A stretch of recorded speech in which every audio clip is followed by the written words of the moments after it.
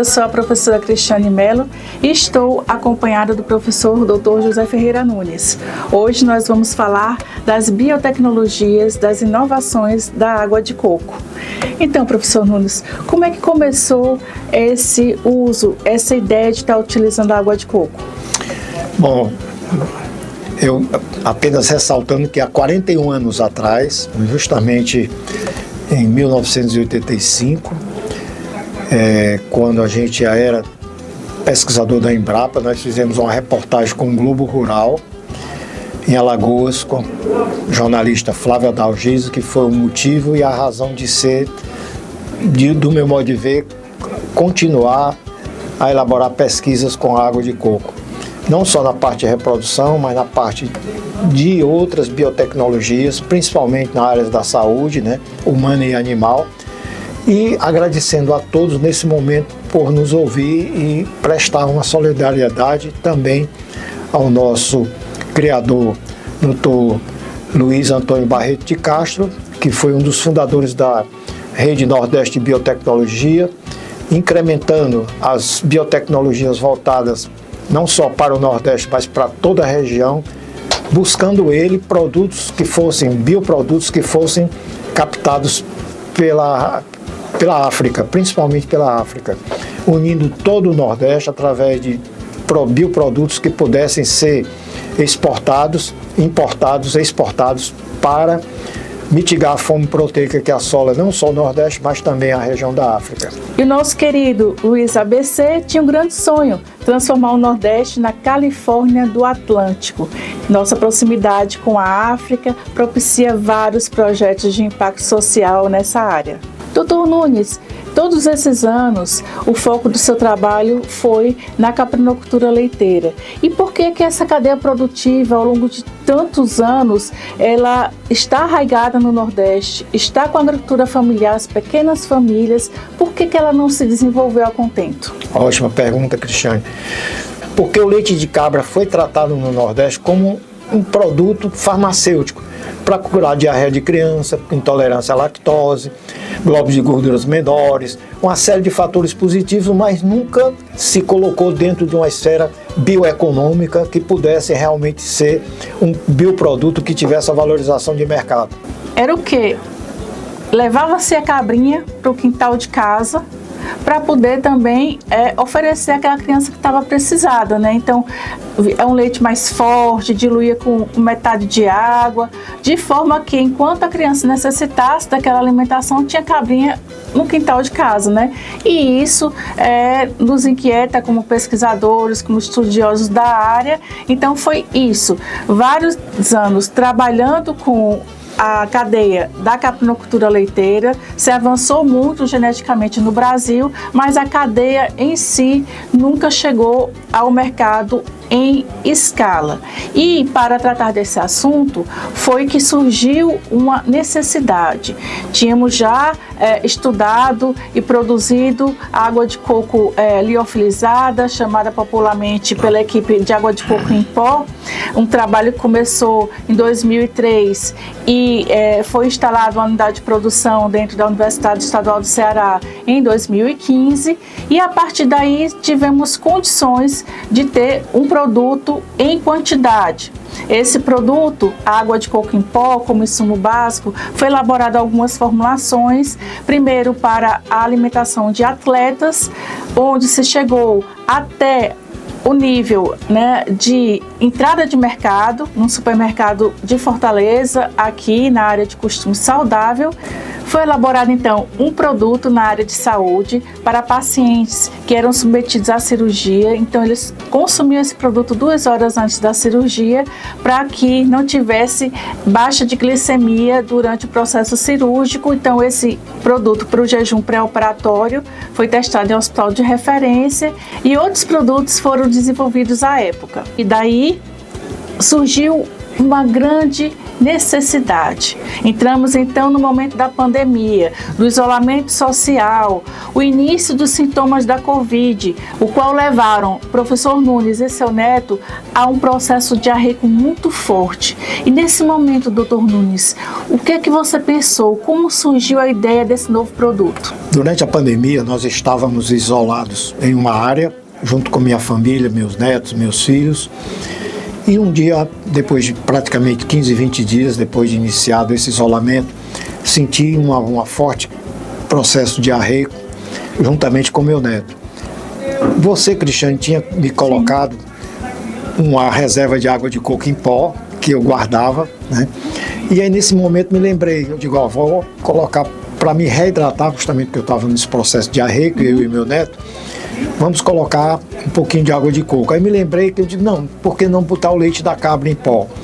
Aí consegui sair, comprar esse leite de cabra em pó, conseguimos adicionar o leite de cabra em pó junto com a água de coco, nós bebemos esse produto que foi improvisado na época, foi no meu modo de ver, um dom de Deus, uma inspiração divina. Uma inspiração divina. Sim. E aí, consequentemente, no outro dia a gente estava sem diarreia e andando de bicicleta. Você vai dizer assim, não, esse produto curou praticamente talvez a incubação de um vírus. Eu diria não, ele aumentou de uma forma muito severa a imunidade da minha pessoa e do meu neto. Consequentemente, se era uma barreira de entrada, não existiu mais por conta desse produto. Então, a ideia deu muito bem, justamente eu me senti muito bem, porque quando terminou a pandemia, a primeira coisa que eu fiz na universidade foi pedir à doutora Cristiane para fazer essa mistura.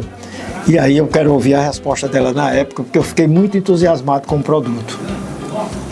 Diante desse desafio, dessa grande necessidade, à época estávamos com uma linha de produção, como falei, dentro da Universidade Estadual do Ceará, e colocamos nos equipamentos metade de uma quantidade de água de coco verde, né, de coco jovens, e metade do leite de cabra, sem, claro, aquela odor tão característico do macho, né, do bode no leite. Então, o leite sem esse cheiro forte, colocamos na máquina e saiu perfeito. Um pó maravilhoso, gostoso, saboroso e bastante nutritivo. Tendo essa ideia consolidada, participamos de 2 grandes feiras, uma no estado do Ceará, a Feira da Inovação, e logo em seguida, membros do governo nos convidaram para participar da Feira Nacional de Ciências que estava ocorrendo no outro dia em Brasília. Embarcamos com esse produto e lá em Brasília mais de 2.000 crianças consumiram o produto e eu recebi um elogio muito grande. Tia, tá mais gostoso que leite ninho. Então, realmente, não só a nutrição, mas também uma qualidade, uma aceitação inegável. Com isso aí, Cristiane, a gente abre uma porta espetacular, porque sempre o leite da cabra não era consumido porque tinha aquele cheiro desagradável, não era um leite não muito doce, muito salgado, mas tudo que a natureza dá, ela cria, ela é perfeita do seu ponto de vista de que a mão de Deus existe. No momento em que a gente diz tudo isso, porque o leite da cabra é muito rico em ácidos de 6 carbonos, capróico, caprílico, cáprico, são ácidos de 6 carbonos que vão diretamente fazer glicose, a energia cerebral, porque o cérebro não sabe usar, de preferência ele não usa glicose, ele usa justamente corpos cetônicos. Consequentemente, o leite da cabra é rico nesses produtos e, consequentemente, favorece muito o processo energético, que deverá ter ocorrido quando eu consumi, sem saber essa ideia que Deus mandou para a gente. Porque no momento em que nós temos um cérebro funcionando maravilhosamente bem, um processo energético favorável, com a presença de coenzima Q10, uma série de vitaminas, uma série de aminoácidos importantes, essenciais, e nós temos também não só toda a parte de oligoelementos importantes, como do ponto de vista de arginina, todos esses aminoácidos são essenciais. Isso aí favorece muito, no meu modo de ver, uma nutrição, eu diria até especializada, principalmente para crianças que são carentes, com problemas digestivos, com problemas nutricionais, com problemas, eu diria até, quem sabe, eu vou até exagerar um pouquinho, quem sabe com problemas neurodivergentes, isso aí é muito favorável. Então, a partir de identificar, né, essa solução, fomos buscar formas de implantar uma unidade para que houvesse beneficiamento desses produtos. Então, através de uma verba parlamentar, conseguimos instalar no município de Jaguaretama, aqui no interior do estado do Ceará, uma área de uma bacia leiteira preponderante, uma usina de beneficiamento desse produto, água de coco e leite de cabra. Essa usina será capaz de beneficiar até 5 toneladas, de 5 a 10 toneladas de produto por mês, para iniciar todos esses trabalhos voltados para nutrição especializada. Então, falando em nutrição especializada, eu devo neste momento falar da parceria com o IPRED, o Instituto Primeira Infância, uma instituição que tem mais de 40 anos de referência na área. Então, seu presidente, Dr. Sullivan, nos procurou e disse assim: estou recebendo doações de soro de leite de vaca. Podemos também incorporar esse produto? Eu disse: perfeitamente, nosso maquinário está adaptado para processar esse produto. Então surgiu a ideia de estar utilizando o soro do leite da vaca, que é um dos produtos que dão origem ao whey protein, todo mundo conhece. Esse soro da bacia leiteira da região do Jaguaribe, junto com água de coco, para produzir um outro alimento de suma importância também. Porque existe um novo conceito de upcycling, que seria o que? O reuso de outras indústrias para agregar valor e principalmente evitar poluir o ambiente. Nós sabemos que na indústria de laticínios, depois da produção de queijo, 90% da produção vira soro de leite de vaca. Há alguns aproveitamentos desse produto, mas a grande maioria vai para o esgoto, vai para o lençol freático, é subaproveitado. Então, esse empreendimento em Jaguaretama não só vai fazer uso como segundo produto da sua linha de produção do soro do leite de vaca, mas também tem toda uma cadeia voltada à sustentabilidade, dos quais os cocos que se abrem no processamento, suas cascas são processadas e tem 2 grandes produtos. Ela vai ser a base da cama das baias dos animais, promovendo um conforto da ambiência, e uma patente desenvolvida com o professor Nunes em parceria com o Dr. Paulo Almeida, lá na Bahia, é a utilização dessa casca de cocos verdes para produzir uma ração animal de manutenção para ruminantes. Outra cadeia que é muito necessitada de alimento, que são a bacia leiteira do nosso Nordeste. Então, o projeto é economicamente viável, tem um produto de excelentíssima qualidade e vai impactar positivamente no meio ambiente. Além de que esse alimento para nutrição especializada tem outro grande foco. Nas secretarias de saúde dos estados, a maior parte, quase a maioria dos produtos que são adquiridos para ofertar para as prescrições médicas de pessoas com restrições alimentares são importados. Raríssimas exceções têm um produto produzido aqui no Brasil. Então, vai ser um grande passo na diminuição de importação e favorecimento da cadeia local. A cocoicultura está instalada no Nordeste, a capinocultura leiteira está na mão dos pequenos produtores, é uma cadeia que envolve muito as famílias, o agronegócio familiar, a sustentabilidade do homem do campo. Mas não fica só aqui.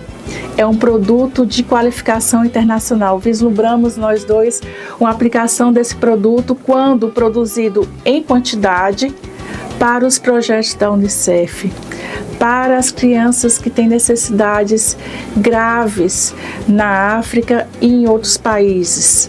Então, estamos nos preparando para formar toda uma cadeia que atenda a esse público que precisa da parceria e da colaboração de vários entes, de várias cadeias, de vários entes governamentais, empresários e pessoas engajadas nas causas sociais, para que seja realmente algo de sucesso e que impacte na sociedade, no mundo como um todo. Esse projeto só foi possível devido a uma parceria inicial do IPRED com o Instituto da Coco do Brasil, na figura do Francisco Bezerra de Menezes, que, através de uma verba parlamentar do senador Eduardo Girão, propiciou a construção dessa unidade de produção em Jaguaretama. Nesse momento, agradecemos também o apoio incondicional do ex-prefeito Glairton e do atual prefeito Marcos Cunha, e do apoio do engenheiro Gentil na elaboração dessa linha de produção para que esse modelo de negócio fosse viabilizado. Bem, doutor Nunes, a questão de fechamento de feridas é algo que busco desde o início, desde 2002, quando obtive o primeiro lote de água de coco na forma de pó, sabendo do sofrimento que passa minha família, que é toda de diabéticos, as idas ao centro de referência, vendo aquela mazela da humanidade, que são as amputações, sempre busquei desenvolver essa linha de fechamento de feridas. Então, contamos inicialmente com a colaboração do Teodorico de Moraes, na Federal do Ceará, que iniciou os trabalhos dos estudos pré-clínicos e modelos animais desse produto, e foi evoluindo os estudos. Foi realizado o estudo de validação dentro de um centro de referência aqui no estado do Ceará, que é o Centro de Diabetes, Hipertensão e Doenças do Crescimento. Depois foi realizado um outro estudo de validação no Hospital Geral de Fortaleza, com pacientes com câncer de cabeça e pescoço, aquelas feridas horríveis de difícil cicatrização, em colaboração com o Dr. Eliardo Santos, e fomos evoluindo. Então, sim, comprovamos que a água de coco em pó fecha as feridas, cicatriza as feridas, promove a regeneração tecidual. Então, inicialmente, um pouco antes da pandemia, foi lançado no mercado o produto da linha ACP Derma, água de coco em pó Derma, em colaboração com uma empresa do Ceará, Biomática, e esse produto foi colocado em escala através de uma farmácia em nível nacional e através da venda online. E agora nós temos a próxima fase, com a retomada, com a inauguração da unidade em Jaguaretama, teremos produto à base de água de coco. Então serão cremes cicatrizantes e outras elaborações farmacêuticas que vão beneficiar a população. E nesse momento nós trabalhamos com grandes institutos, grandes centros de referência. Dentre eles temos o Instituto Jackson Caiafa, que tem um programa lindíssimo coordenado pelo Dr. Guilherme Pita, que é o Fecha Feridas, ambulatórios de cuidado e atenção às feridas.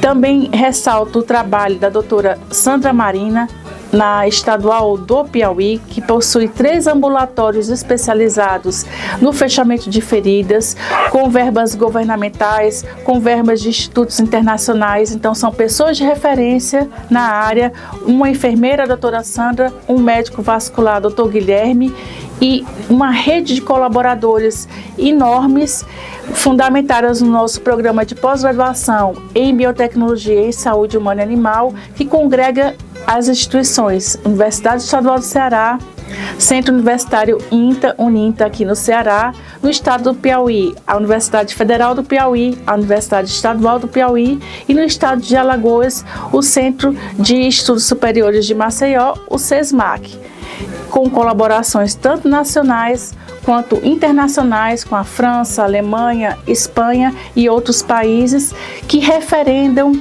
esse produto, essa linha de trabalho que retoma-se a partir desse novo produto.